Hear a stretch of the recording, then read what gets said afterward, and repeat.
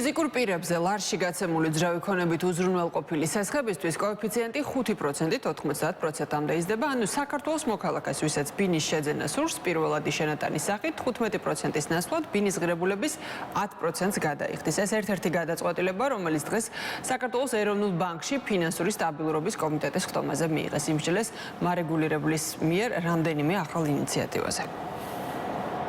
შევხედეთ, რომ უძრავი ქონების ბაზარზე ეკონომიკის ნორმალიზაციის პარალელურად შესაძლოა გარკვეული შენელება გქონდეს აქტივობაში, ამიტომ ამის საპასუხოდ ჩვენი ერთ-ერთი ინსტრუმენტი სასქის უზრუნველყოფის კოეფიციენტი გავზარდოთ 85-დან 90%-მდე.